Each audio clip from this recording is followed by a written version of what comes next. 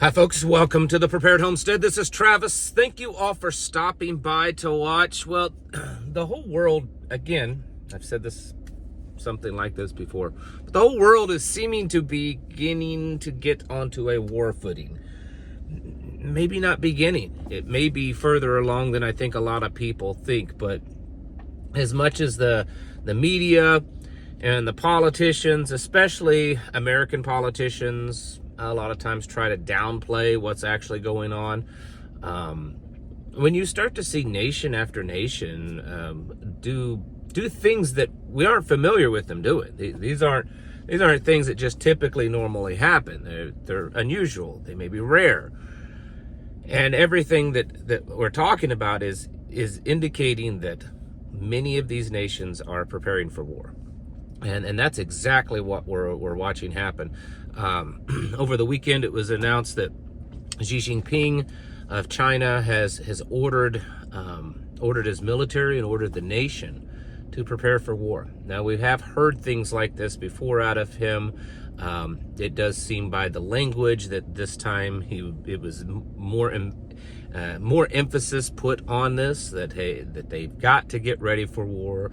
They've got to kind of get things lined up and get ready for whatever war that they're planning for, whether it's to go after Taiwan or to be involved with the West more directly. Who knows? But that's exactly what he was saying. Also, some documents were leaked online of Israel's planned invasion of Iran. Now, is this an accident or is this purposeful? Who knows? But apparently, from what it sounds like, documents that were meant for the United States. So Israel said, here's some plans that we have to invade or to attack Iran. And then somehow those documents got leaked onto the internet. And so they're now public information. So, my gut reaction is that whether the United States was part of this plan or not, that Israel probably released some plans that may not be the actual plans, maybe to test the United States to see if they would leak this stuff, or to just distract Iran and everyone else in other words, they're probably not the actual real plans anyways. That's just my opinion. It may not be the correct one. I know oftentimes that's kind of the case, but I would say that there's a little bit of a ruse being set up here, that it's probably not as simple as the actual real plans to attack Iran were actually leaked through the United States channels onto the internet. I'm sure there's something else going on. Once again, Donald Trump has reiterated that Israel should attack Iran's nuclear power facilities, nuclear facilities where they're supposedly in the process of developing nuclear weapons. Iran says that they have developed a weapon that's much more powerful than a nuclear weapon. The rumor is, the belief is it's some type of laser munition, but who knows? Who knows what they're talking about? Iran is also known for saying things that aren't necessarily true, so I don't know that we should put a whole lot of into that.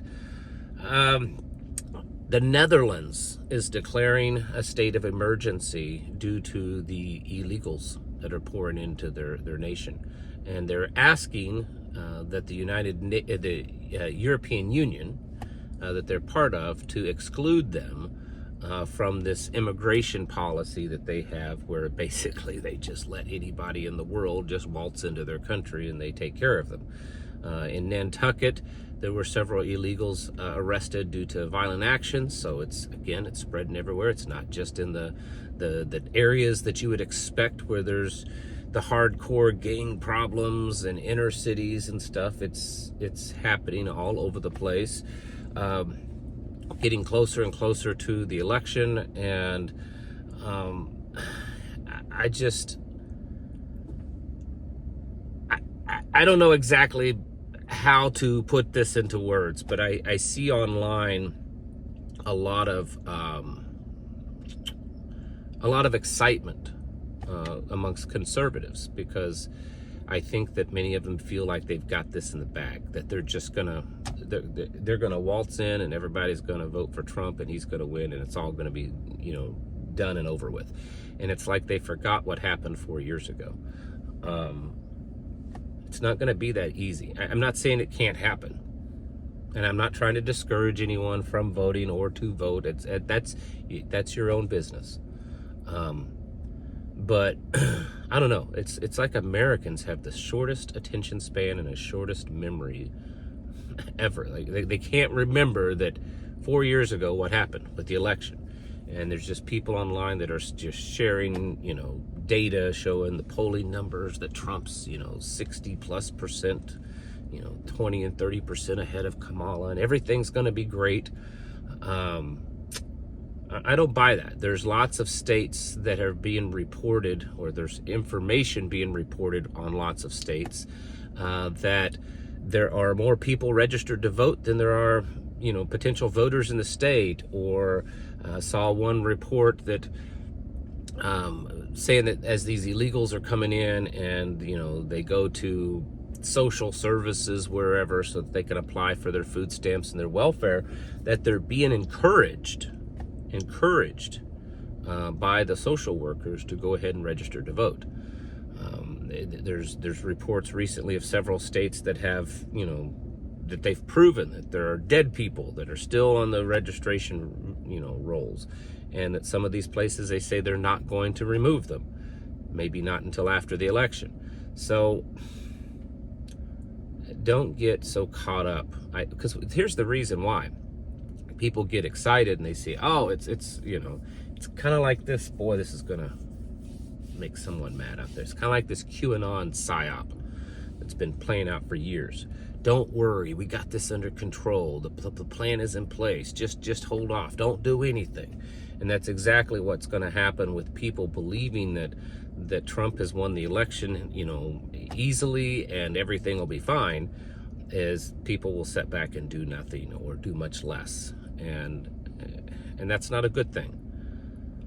I'm not making any predictions whatsoever of who might win. I'm just telling you that regardless of who will win, if there even is an election, it will be chaotic. It will be a lot of turmoil, and we need to plan and prepare for that kind of stuff. We've got the whole world preparing for war. I mean, it's plain and simple. You look at the stuff that's going on in Russia and Ukraine. I mean, we've got potentially up to 12,000 North Korean troops that are in Russia getting ready to move to the battle lines, the front lines of the battle. And pretty much no one's even talking about it. There's hardly a nation that's even, you know, mentioned anything. I think the Pentagon said that if this is true, this would be disturbing.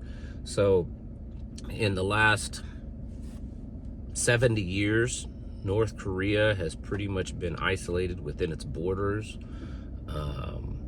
And then all of a sudden, a pretty significant amount of its troops are heading off to Russia. Now, I know some of you are going to say, oh, they won't know how to fight. Oh, they're all this. Yeah, they'll probably have high casualties. I mean, these guys are, you know, a couple of generations, at least 2 or 3 generations away from when the last time that they saw battle. So yeah, they will probably look really, really bad on the battlefield. But here's the thing. It's kind of like with Russia when this whole thing started with Ukraine.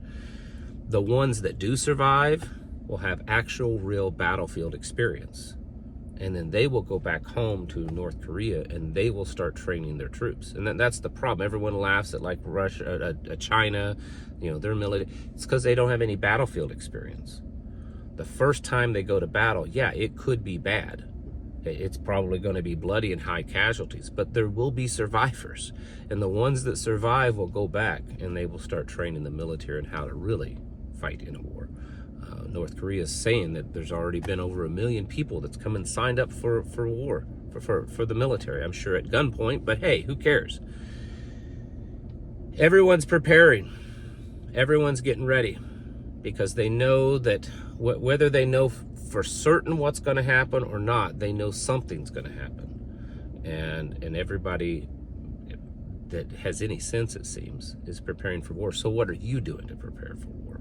maybe war doesn't actually make it to your doorstep, but the ramifications, the chaos that surrounds war most likely will.